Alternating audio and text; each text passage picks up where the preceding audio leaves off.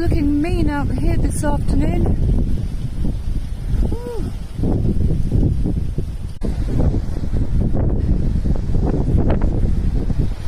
Because of the crappy extreme forecast for tomorrow, I decided to do 14 miles today, which will bring me up to the weekly average that I need of 38.5 miles.